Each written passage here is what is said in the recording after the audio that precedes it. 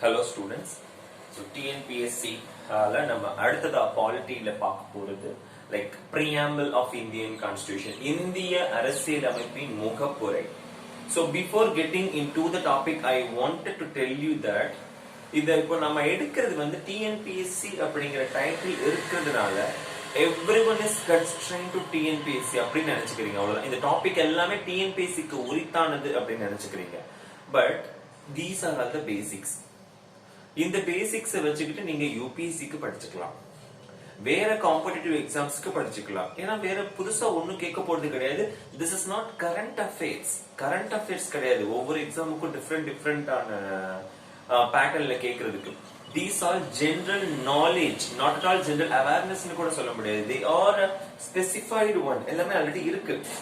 ஏதாவது இதுல சேஞ்சஸ் பண்ணா அது கரண்ட் அஃபேர்ஸ்ல வந்துக்கும். பட் எல்லாமே ஸ்பெசிஃபைடு ஒன். அப்ப இது வந்து ஒரு எக்ஸாமுக்கு நாங்க வந்து இப்ப டிஎன்பிஎஸ்சிக்கு மேஜரா ஃபோக்கஸ் பண்றதுனால the title I am putting as TNPSC. That's it. But just because I have given the title TNPSC, it does not mean that it is merely applicable to TNPSC. அப்படி கிடையாது. ஓகேவா? இது டிஎன்பிஎஸ்சிக்கு மட்டும் உரித்தானது அப்படிங்கிற மீனிங் கிடையாது. So you should learn it first. அப்போ சரி, அப்போ இது எப்படி நான் வேற எக்ஸாம்ஸ்க்கு அப்ளை பண்ணலாம் அப்படின்னா, இதுவே மத்த காம்படிட்டிவ் எக்ஸாம்ஸ்க்கு போதுமானதுதான். ஆனால் யூபிஎஸ்சிக்கு போதுமானதானா நான் டெஃபினட்டா சொல்லிடுவேன். யூபிஎஸ்சிங்கிறது வந்து உண்மையிலேயே mother of all competitive exams நம்ம சொல்லுவோம். அப்ப அதுக்கு வந்து நம்ம தேடல் அதிகமா இருக்கணும். நம்ம எல்லாமே அதுக்கு கண்டென்ட் கொடுக்க முடியாது. சோ பேசிக்ஸ் நம்ம எக்ஸ்பிளைன் பண்ணிட்டோமா, having those basics you should refer a lot of things. ஏன்னா மிகப்பெரிய பதவிகளை அடையும் போது வந்து எப்படி நீங்க ஹார்ட் ஒர்க் பண்ணுங்கிறது you have to decide. One can guide you. அவ்வளவுதான். ஒருத்தவங்க உங்களுக்கு கைட் பண்ண முடியும், டெஃபினட்டா டீச் பண்ண முடியும். What ever I am teach, I will teach you. ஓகேவா? நான் என்னதான் டீச் பண்ணாலும் யூபிஎஸ்சி பொறுத்தளவு you have to learn more and more and more. அதை விட டெவலப் பண்ணிக்கிட்டே போகணும் each and every word. அப்படின்னு பாக்குறப்போ இது ஒரு இதுக்கு அப்ளிகபிள் அப்படிங்கிற ஒரு தாட்டை எடுத்துட்டு எல்லா ஸ்டூடெண்ட்ஸும் முதல்ல வந்து okay this is a concept. இந்த கான்செப்ட் நம்ம தெரிஞ்சுக்கிட்டா போதும். Because there are a number of people who are taking the classes for UPSC also, for TNPSC also. TNPSC leave it. But those and all available in English. I don't know Hindi. It is also available. I don't know the languages, in which languages they are all available. But one thing என்னன்னா, but hope என்ன சொல்றது, நம்ம எடுக்கிறது கொஞ்சம் புரியும் நான் நம்புறேன். So அப்படிங்கிற பட்சத்துல having learning those concept you can develop your own things. ஓகேவா? நிறைய புக்ஸ் ரெஃபர் பண்ணுங்க. I can suggest you the books. அதை வந்து டெஃபினட்டா நான் சஜஸ்ட் பண்ணலாம். ஓகேவா? So for UPSC regarding I am talking about. So UPSC students, whoever it is in the group or whoever it is watching outside the group, so that doesn't mean that in the TNPSC க்கு மட்டும் merely applicable கிடையாது. This is the concept. TNPSC க்கு இது fully இவங்க இது மட்டும் படிச்சா போதும். But UPSC guys, after learning those concepts, you have to develop yourself. Okay? Yes. So we can directly move to the topic preamble. So இந்திய அரசியல் அமைப்பினுடைய முகப்புரை. அது என்ன முகப்புரைனா, எப்பவுமே ஒரு விஷயம் எடுக்கிறோம்னா டைட்டில் இல்லாட்டி இன்ட்ரோடக்ஷன் பார்ட் கொடுக்கறோம்ல, லைக் வைஸ் அதே மாதிரி நம்மளுடைய அரசியல் அமைப்பினுடைய எசன்ஸ்னு சொல்லுவாங்க. லைக் வந்து ஒரு என்ன சொல்றது, ஒரு இன்ட்ரோடக்ஷன் மாதிரி என்ன அரசியலமைப்பு முழுவதும் என்ன இருக்கும் அது ஒரு அவுட்லைனா கொடுத்துறது, ஒரு மேலோட்டமா சொன்னதுதான் என்னது அப்படின்னா பிரியாம்பிள். சோ முகப்புரை அப்படிங்கிறது. சோ இந்த முகப்புரையை பத்தி நாம இப்ப பார்க்க போறோம். இது வந்து பாத்தீங்கன்னா நம்ம ஆல்ரெடி வந்து அரசியலமைப்பு நிர்ணய சபை பத்தி பார்க்கும் போதே வந்து we have dealt with Nehru, பண்டித ஜவஹர்லால் நேரு வந்து முதல் கூட்டத்திலேயே 13ஆம் நாள் டிசம்பர் 13, 1946 இந்த பிரியாம்பிள், அதாவது பிரியாம்பிள் அவர் இது பண்ணிருக்க மாட்டாரு, குறிக்கோள் தீர்மானம் அப்ஜெக்டிவ் ரெசல்யூஷன் சொல்லி மூவ் பண்ணிருப்பாரு முதல்ல. அதுக்கப்புறம் அது பலவிதமான பலகட்ட ஆய்வுகளுக்கு உட்படுத்தப்பட்டு நிறைய டிஸ்கஷன் பண்ணி அந்த அப்ஜெக்டிவ் ரெசல்யூஷனை ஃபைனலி ஜனவரி 22, ஓகேவா, 22 Jan 1947 1947 இரண்டாவது அமர்வின் போது, second session of constituent assembly, so இரண்டாவது அமர்வின் போது இந்த முகப்புரை வந்து ஏற்றுக்கொள்ளப்பட்டிருக்கும். இதுதான் வந்து இன்னைக்கு முகப்புரையா நம்ம ஃபாலோ பண்ணிக்கிட்டு இருக்கோம். Okay, yes, okay. So first of all இப்ப இந்த பிரியாம்பிள்ல என்ன சொல்லிருக்காங்கிறது ஒண்ணா பார்ப்போம். முதல்ல பாத்தீங்கன்னா இந்த பிரியாம்பிள்ல 4 பகுதிகளா நம்ம பிரிக்கலாம். அதுல முதல் பகுதி like this. Okay, highest authority, அது உச்சபட்ச இறையாண்மை. இறையாண்மைனா அந்த நாட்டினுடைய அதிகாரம், யார் கையில அதிகபட்ச அதிகாரம் இருக்கு அப்படின்னா we the people of India. So இவங்க தான் highest authority in India. இந்திய அரசியலமைப்பை பொறுத்தவரை who is the highest authority? We the people of India. நம்ம தான் இந்திய நாட்டினுடைய மக்கள் தான் உச்சபட்ச அதிகாரம் பெற்றவர். அவர்கள் தான் ஒரு அரசினை தீர்மானிக்கிறார்கள். வேண்டாம் என்று அதை முடிவெடுக்கும் அதிகாரமும் அவர்களிடம் தான் உள்ளது. அப்போ the people of India, இந்திய நாட்டின் மக்கள். அப்ப இந்த விங்கிற நாம்ங்கிறது என்ன குறிக்குது? இந்திய நாட்டின் மக்கள். ரொம்ப முக்கியம். இது அப்படியே எது எந்த லைன்ல வருதுங்கிறது நம்ம தெரிஞ்சு வச்சுக்கணும். I will explain you Tamil explain பண்றேன். ஓகேவா? No problem. Having solely resolved to constitute India. So இந்திய மக்கள் ஒற்றை குறிக்கோளாக எதை கொண்டிருக்கிறார்கள்னா இந்தியாவை இப்படிப்பட்ட ஒரு நாடா உருவாக்கணும். அதுதான் இந்த இந்திய நாட்டினுடைய மக்களினுடைய அதாவது ஒரு கொள்கை அப்படின்னு சொல்றாங்க. அப்ப மக்களினுடைய கொள்கைன்னா மக்கள் தான் அதிகாரப்படுத்தவர்கள். அதனால அவங்களுடைய கொள்கை எப்படிப்பட்ட நாடா உருவாக்கணும் அப்படின்னா அடுத்தது. சோ இந்திய நாட்டினுடைய இந்திய அரசினுடைய நேச்சர் தன்மை எப்படி இருக்கணும்? Okay, yes, sovereign, socialist, secular, democratic, republic. So இந்த வேர்ட் ஆர்டர் அப்படியே நமக்கு தெரியும். ஓகே, சோ ஆர்டர் வைஸும் क्वेश्चन வரலாம். ஓகே, ஆப்ஷன் சூஸ் பண்ணுங்க. சோ சாவரின்னா இறையாண்மை. சோ இறையாண்மை உள்ள ஒரு நாடு. இறையாண்மை உள்ள சாவரினிட்டினா என்ன அப்படின்னா no external interference. Okay, even நீங்க ஒரு நாட்டோட வெளியுறவு கொள்கையில இருந்தாலுமே அந்த நாட்டோடு மற்றும் உங்கள் நாடு ரெண்டு நாடு மட்டும் தான் தொடர்புல இருக்கணும். மூன்றாவதா ஒரு நாடு வரக்கூடாது. அதே மாதிரி உங்க நாட்டுல நடக்கிற ஒரு பிரச்சனைக்கு நீங்க மட்டும்தான் பொறுப்பு. இரண்டாவதா வெளிநாட்டை உள்ள இன்டர்ஃபியர் ஆக அனுமதிக்க கூடாது. ஓகேவா? சோ தட் இஸ் சாவரினிட்டி, இறையாண்மை. ஓகே, அந்த நாட்டு மட்டும்தான் தலையிடக்கூடிய உரிமை. சோசியலிஸ்ட், சமத்துவம். So equal opportunities like socialist. Next secular. Secular அப்படின்னா என்னதுன்னா மதச்சார்பின்மை. So secularism is nothing but மதச்சார்பின்மை. எந்த ஒரு மதத்தையும் அரசு தன்னுடைய அரசின் மதமாக கொண்டிருக்கவில்லை. அனைத்து மதங்களுக்கும் சம வாய்ப்பு வழங்கப்படுது, சம உரிமை, சம மதிப்பு வழங்கப்பட்டுள்ளது. டெமோக்ராட்டிக், மக்களாட்சி. சோ மக்களாட்சி தன்மையுடைய நாடு இந்தியா. டெமோக்ராட்டிக், மக்களாட்சினா என்ன? மக்களே நேரடியாக தேர்வு செய்யும் ஆட்சி இல்லையா? அப்ப இதுல ரெண்டு வகையா காணப்படுது. நேரடி மக்களாட்சி, direct democracy, and indirect democracy, மறைமுக மக்களாட்சி. நேரடி மக்களாட்சினா லைக் சுவிட்சர்லாந்து நாட்டுல நம்ம ஃபாலோ பண்ணிட்டு இருக்க கூடியது. சோ சுவிட்சர்லாந்து நாட்டுல நம்ம நேரடி மக்களாட்சியை ஃபாலோ பண்ணிட்டு இருக்கோம். இதே மறைமுக மக்களாட்சியில ரெண்டு வகை இருக்கு. நேரடி மக்களாட்சினா எதை எடுத்தாலுமே மக்களுக்கிட்ட ஓட்டுக்கு விட்டு மக்கள் ஓட்டு போட்டு எல்லாமே முடிவு பண்ணுவாங்க. அது நேரடியா மக்களை டிசைட் பண்றது. பட் மறைமுக மக்களாட்சியில பாத்தீங்க அப்படின்னா மக்கள் ஒரு பிரதிநிதியை தேர்ந்தெடுப்பாங்க, அவங்க சட்டத்தை உருவாக்குவாங்க. Okay, S. அப்போ மக்கள் தேர்ந்தெடுக்கிற பிரதிநிதி எங்க இருக்கு? நம்ம இந்தியாவிலயும் இருக்காங்க, லைக் அமெரிக்காவிலயும் இருக்காங்க. ஆனா ரெண்டு விதமான நாட்டினுடைய மறைமுக மக்களாட்சியும் வேறுபட்டது. அப்ப மறைமுக மக்களாட்சி எப்படி பிரிக்கலாம்னா presidential form of government, parliamentary form of government. அதாவது குடியரசுத் தலைவர் ஆட்சி முறை ஒண்ணு, இன்னொன்னு பாராளுமன்ற ஆட்சி முறை. இந்தியா எடுத்திருக்கிறது பாராளுமன்ற ஆட்சி முறை. குடியரசுத் தலைவர் ஆட்சி முறை எங்க இருக்கு? அமெரிக்காவுல இருக்கு இல்லையா? எஸ். Next republic. ரிபப்ளிக்னா நம்ம இந்தியா குடியரசு நாடு. அப்போ மொனார்கினா என்னது? மொனார்கி அப்படின்னா முடியாட்சி. முடியாட்சி எங்க காணப்படுதுன்னா ஹெரிடிட்டரி வழியா அரசினுடைய தலைவர் பரம்பரையா ஒரு குடும்பத்தை ஒரு வம்சாவளியை சார்ந்தவரா இருப்பாங்க. இங்கிலாந்து ராணி அவங்க பரம்பரை தான் அவங்களுடைய அரசின் தலைவர். ஓகேவா? அப்ப அது முடியாட்சி உள்ள ஒரு நாடு. அப்ப நம்ம இந்தியா ரிபப்ளிக். ஆனா நம்ம இந்தியா ரிபப்ளிக்ல ரெண்டு டைப் இருக்கு. Direct republic, indirect republic. Okay, அப்ப அந்த டைரக்ட் ரிபப்ளிக் நேரடி குடியரசுனா அமெரிக்கா. ஏன்னா அதுல குடியரசு தலைவரையே என்ன பண்றாங்க? நேரடியா தான் மக்கள் தேர்ந்தெடுக்கிறாங்க. இன்டைரக்ட் ரிபப்ளிக்னா நம்ம இந்தியா. ஏன்னா இந்தியாவுல பிரதமரை தான் மக்கள் நேரடியா தேர்ந்தெடுப்பாங்க. குடியரசுத் தலைவரை மக்கள் தேர்வு செய்த பிரதிநிதிகள் மூலமாக மறைமுகமாக தேர்வு செய்யப்படுகிறார். அதனால நம்ம இன்டைரக்ட் ரிபப்ளிக் அப்படின்னு சொல்லலாம். Next, and to secure to all its citizens. So இது இந்தியாவை உருவாக்கணும். அதுக்கப்புறம் இந்திய நாட்டின் மக்களுக்கு என்னென்ன நிலை கொடுக்கணும் அப்படின்னு சொல்லி கொடுத்திருக்காங்க. மூணாவது பகுதி the position of people of India. ஓகேவா? முதல் பகுதி யாருக்கு அதிகபட்ச அதிகாரம், இரண்டாவது பகுதி இந்திய நாட்டினுடைய தன்மை, இயல்பு, மூணாவது பகுதி அதனுடைய மக்களுக்கு வழங்க வேண்டிய உரிமைகள். அதுல பாத்தீங்கன்னா ஃபர்ஸ்ட் மூணாவது பகுதி, ஃபர்ஸ்ட் ஜஸ்டிஸ், நீதி கொடுக்கணும்.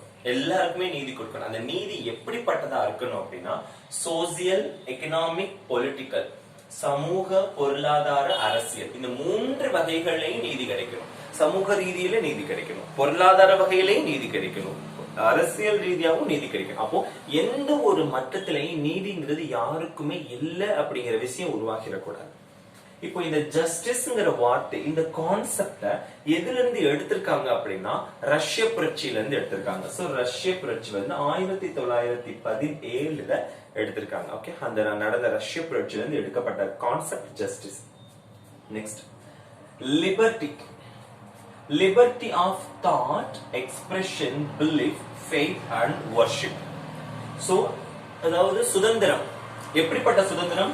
தாட், நான் வந்து கருத்து சுதந்திரம், யோசிக்கிறது, அதை வெளிப்படுத்துறது.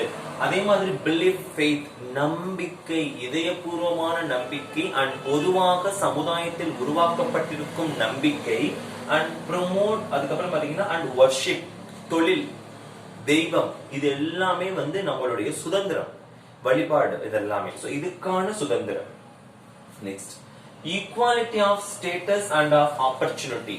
சோ பாத்தீங்கன்னா equality of status, likewise பாத்தீங்கன்னா ஒவ்வொருத்தவங்களும் சமமா மதிக்கப்படணும். அப்போ எல்லாரையும் சமமா மதிக்கப்படணுங்கிறது ஸ்டேட்டஸ். எல்லாரும் ஆப்பர்ச்சுனிட்டினா எல்லாருக்கும் சம வாய்ப்பு வழங்கப்படணும். உங்களுக்கு எல்லாருக்கும் ஒரே மாதிரி வாய்ப்பு தான் வழங்கப்படணும். உங்களுக்கு 2 வாய்ப்பு எக்ஸ்ட்ராவும் அவங்களுக்கு 2 வாய்ப்பு கம்மியாவும் கொடுக்கக்கூடாது. சோ ஈக்குவாலிட்டி ஆஃப் ஆப்பர்ச்சுனிட்டி, சம வாய்ப்பு வழங்குதல், சம மரியாதை இது.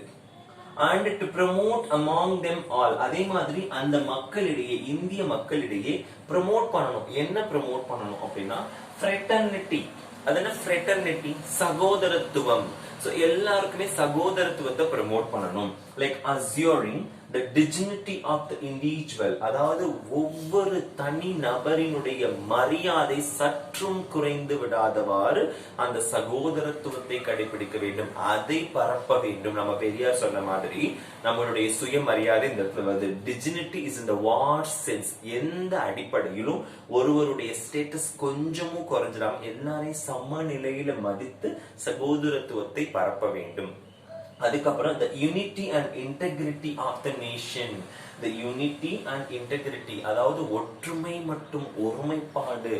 ஒருமைப்பாடுனா நாட்டின் ஹார்மோனி அப்படின்னு சொல்லுவாங்க கிட்டத்தட்ட. சோ எந்த சிச்சுவேஷன்லயும் நம்ம எந்த ஒரு சக்திக்கும் உள்ள வந்து விட்டுறக்கூடாது. ஓகேவா? சோ அந்த ஒற்றுமை மற்றும் ஒருமைப்பாட்டை வந்து நம்ம என்னைக்குமே காக்கணும். ஓகே, சோ இப்போ இதுதான் வந்து 3 பகுதி. 4வது ஒரு பகுதி இருக்கு, இன்னும் பிரியாம்பிள் முடியல. ஆக்சுவலா இந்த போர்ட், சின்ன போர்ட் இன்னும் முடியல. 4வது ஒரு பகுதி நான் சொல்றேன். ஓகேவா?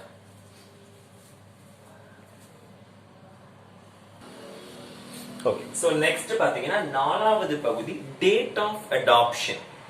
சோ எந்த டேட்ல நம்ம அடாப்ட் பண்ணிருக்கோம் அப்படின்னு சொல்லி, that is it is given here in our constituent assembly, நம்மளுடைய அரசியலமைப்பு சபையில this 26th day, 26ஆம் நாள், நவம்பர் 1949, 26.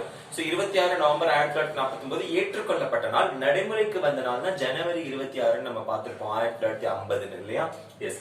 அப்போ ஏற்றுக்கொள்ளப்பட்டது. do hereby adopt, enact and give to ourselves, நமக்கே நம்ம கொடுத்துக்கிட்டது தான் இந்த அரசியலமைப்பு, மக்களாகிய நாம் நமக்கு கொடுத்துக்கிட்டது. ஓகே, அப்போ this is date of adoption. So முதல்ல என்ன சொல்றாங்க?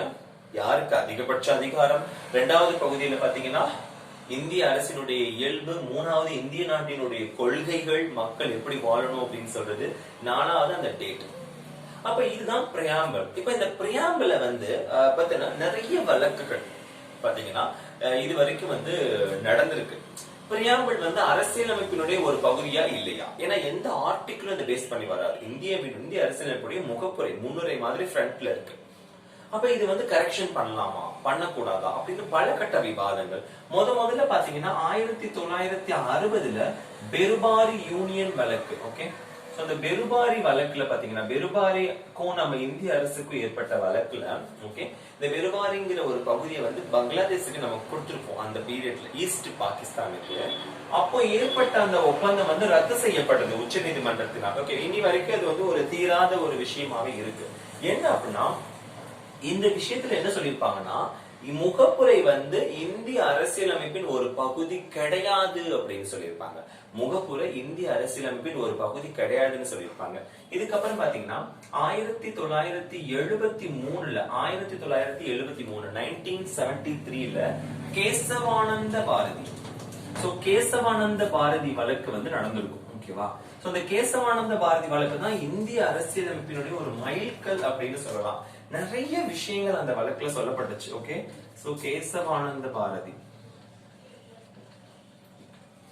அது என்ன அப்படின்னா, அதாவது பிரியாம்பிள் வந்து as a part of constitution, இந்திய அரசியலமைப்பின் ஒரு பகுதின்னு வரையறுத்தாங்க அந்த அந்த கேசவானந்த பாரதி வழக்குல.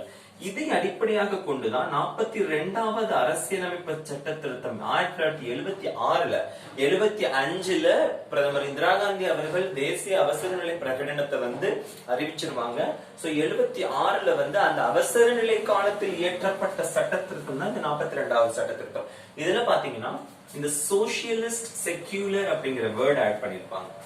சோசியலிஸ்ட் செக்யூலர், இதுக்கப்புறம் இன்னொரு வேர்ட், மூணாவதா ஒரு வேர்ட் ஆட் பண்ணிருப்பாங்க. என்ன அப்படின்னா, நம்ம யூனிட்டி அண்ட் இன்டெகிரிட்டி அப்படின்னு பார்த்தோம்னா ஒற்றுமை மற்றும் ஒருமைப்பாடு, அந்த இன்டெகிரிட்டி ஒருமைப்பாடுங்கிற வேர்டையும் இந்த 42வது அரசியலமைப்பு சட்டத்துல மொத்தம் 3 வேர்ட் ஆட் பண்ணிருப்பாங்க. அப்போ இந்த வேர்ட் கொண்டு வந்தது காரணம் இதுதான். ஓகேவா? இந்த வழக்கினுடைய தன்மை தான். ஆக்சுவலா இந்த வழக்குல வந்து என்ன சொல்லிருப்பாங்கன்னா, செக்யூலரிசம் பத்தி ஒரு கொஸ்டின் எழுப்பப்படும் போது அவங்க என்ன சொல்லிருப்பாங்க, உச்சநீதிமன்ற நீதிபதிகளா, பிரியாம்பிள்ல அந்த வேர்ட் இருக்கணும்னு அவசியம் இல்ல, ஆனா நம்மளுடைய அரசியலமைப்பினுடைய அடிப்படை உரிமைகள்ல பாத்தீங்கன்னா மதம் சார்ந்த உரிமை, மதச்சார்பற்ற நாடு இந்தியாங்கிறதுக்கான அடிப்படை உரிமைகள் கொடுக்கப்பட்டிருக்கு. இதுல சொல்லி இருக்காட்டியும் இந்தியாங்கிறது ஒரு மதச்சார்பற்ற நாடுதான் அரசியலமைப்பினுடைய அடிப்படை உரிமைகள் எடுத்து பார்க்கும்போது அப்படின்னு சொல்லி இந்த வழக்குல சொல்லியிருப்பாங்க. ஓகேவா? எஸ். அதே மாதிரி பாத்தீங்கன்னா இந்த பிரியாம்பிள் வந்து ஜஸ்டிசியபிள் கிடையாது, அதாவது நீதிமன்ற ஆய்வுக்கு உட்படுத்தக்கூடியது கிடையாதுன்னு சொல்லியிருப்பாங்க. ஆனா நாளடைவுல என்ன ஆகுதுன்னா, இந்த பிரியாம்பிள் வந்து நீதிமன்ற ஆய்வுக்கு உட்படுத்த முடியும். அதையும் எதுல சொல்லுவாங்க அப்படின்னா, இந்த கேசவானந்த பாரதியில சொல்லுவாங்க. என்னன்னா, இந்த வழக்குல என்ன சொல்லிருப்பாங்கன்னா, அரசியலமைப்பினுடைய அடிப்படை கட்டமைப்புன்னு ஒண்ணு இருக்கு, பேசிக் டாக்ட்ரின் அப்படின்னு சொல்லுவாங்க, இல்லாட்டி பேசிக் ஃபீச்சர்ஸ் அப்படின்னு சொல்லுவாங்க. அடிப்படை கட்டமைப்பு, அது அடிப்படை கட்டமைப்புன்னு என்னது, இதெல்லாம் மாறக்கூடாது, இப்படிதான் இந்தியா இருக்கணும், இதெல்லாம் மாறக்கூடாது, இந்த கண்டிஷன் எல்லாம் இதனுடைய மீனிங் மாறக்கூடாது. ஓகேவா? அப்போ இந்த மீனிங் மாறுற மாதிரி ஏதாவது நீங்க சேஞ்சஸ் பண்ணீங்கன்னா கண்டிப்பா நீதிமன்றம் தலையிடும். இதுதான் நீதிமன்றம் வந்து வச்சிருக்கிற செக். ஓகேவா? எஸ். அப்போ இதோட நிக்கல, இன்னொரு வழக்கு நடக்குது 1995ல எல்ஐசி வழக்குன்னு சொல்லுவாங்க. இந்த எல்ஐசி வழக்குலயும் பாத்தீங்க அப்படின்னா இந்த பிரியாம்பிள் உள்ள கொண்டு வராங்க. பிரியாம்பிள் முகப்புரை என்பது இந்திய அரசியலமைப்பினுடைய ஒருங்கிணைந்த பகுதி அப்படின்னு சொல்றாங்க. So preamble is an integral part of Indian constitution. So there are the 3 cases which are completely related with என்னது நம்மளுடைய பிரியாம்பிள். So இதெல்லாம் நமக்கு முக்கியம். இந்த வழக்குகள் பொறுத்து நிறைய கேள்விகள் நம்ம எதிர்பார்க்கலாம். எஸ். சோ இது வந்து நம்ம அரசியலமைப்பு கொண்டு வரதுக்காக கொண்டு வந்தது. அதே மாதிரி ஜஸ்டிஸ்ங்கிற வேர்ட, நீதி அப்படிங்கிற வேர்ட வார்த்தையை வந்து நம்ம வந்து ரஷ்ய புரட்சியில இருந்து எடுத்தோம். அதே மாதிரி லிபர்ட்டி, சுதந்திரம் அப்படிங்கிற வார்த்தை, இது எல்லாமே லிபர்ட்டி, ஈக்குவாலிட்டி, ஃப்ரெட்டர்னிட்டி இதெல்லாம் இருக்கு இல்லையா? சோ இந்த வார்த்தைகளை நம்ம எதுல இருந்து எடுத்திருக்கோம்னா பிரெஞ்சு புரட்சி, ஓகே, பிரெஞ்சு ரெவல்யூஷன், ஓகே, 1879ல நடந்திருக்கும், 1879ல. அப்போ நம்ம எடுத்துக்கிட்டதுதான் என்னது அப்படின்னா அந்த வார்த்தைகள் எல்லாமே. ஓகே, இப்ப இந்த அரசியலமைப்பை யார் யார் எப்படி எல்லாம் சொல்லியிருக்காங்க அப்படின்னா, பார்க்கர் அப்படிங்கிறவர் வந்து இது ஒரு கீ நோட் அப்படின்னு சொல்லியிருக்காரு. அதாவது ஒரு விடை, அதாவது என்ன சொல்லுது, ஒரு குறிப்பு மாதிரி, ஒரு பாட குறிப்பு மாதிரி. ஓகேவா? ஹிண்ட் மாதிரி. அதே மாதிரி ஹாரோஸ்கோப், ஜாதகம், இந்திய அரசியலமைப்பினுடைய இறையாண்மையினுடைய ஜாதகம் அப்படின்னு சொன்னது யாரு அப்படின்னா முன்சிங்கிறவர் யாரு, வரைவு குழு. இதை உருவாக்குனாங்களே, அரசியலமைப்பு உருவாக்குன அந்த வரைவு குழுவினுடைய ஒரு உறுப்பினர் முன்சி. இவர் என்ன சொல்றாரு, இது ஹாரோஸ்கோப் அப்படின்னு சொல்றாரு. பால்கிவாலா அப்படிங்கிறவங்க, சோ பால்கிவாலா அப்படிங்கிற ஒரு பர்சன் வந்து என்ன சொல்றாங்க அப்படின்னா, இது வந்து identity card of Indian constitution, இந்திய அரசியலமைப்பினுடைய அடையாள அட்டைன்னு சொல்றாங்க. சோ பிரியாம்பிள் அப்படின்னா யார் என்ன சொன்னாங்க, என்னென்ன மாதிரியான வழக்குகள், எப்படிப்பட்ட தீர்ப்புகள் கொண்டு வரப்பட்டிருக்கு, பிரியாம்பிள் அமெண்ட் பண்ண முடியுமான்னு அமெண்ட் பண்ண முடியும்னு கேசவானந்த பாரதி வழக்குல சொல்லிட்டாங்க. ஏன்னா இந்திய அரசியலமைப்பின் ஒரு பகுதி. அப்போ அரசியலமைப்பின் 368வது விதியை பயன்படுத்தி கண்டிப்பா வந்து சட்ட திருத்தம் செய்ய முடியும், இந்த அரசியலமைப்பை திருத்த முடியும். அதனுடைய அடிப்படை கொள்கை மாறாம. இது வரைக்கும் எத்தனை வாட்டி சார் பிரியாம்பிள திருத்திருக்காங்கன்னா ஒரே ஒரு முறை, ஒன்லி ஒரு முறை, அதுவும் 1976 42வது திருத்தம் மட்டும்தான். எஸ். அதுக்கப்புறம் 4 பகுதி, இந்தியாவினுடைய உச்சபட்ச அதிகாரம், இந்தியாவினுடைய இயல்பு, அதுக்கப்புறம் கொள்கைகள், இந்திய நாட்டினுடைய கொள்கை, அரசினுடைய கொள்கை, அதாவது மக்களுக்கு என்னென்ன கிடைக்கணும், 4வது அடாப்ட் பண்ண டேட். இந்த 4 பகுதிகளை உடையது பிரியாம்பிள். சோ இவ்வளவும் எக்ஸ்பிளைன் பண்ணியாச்சு. Go through well and do well. Okay, remaining நம்ம அடுத்தடுத்த வீடியோஸ்ல பார்க்கலாம். தேங்க்யூ.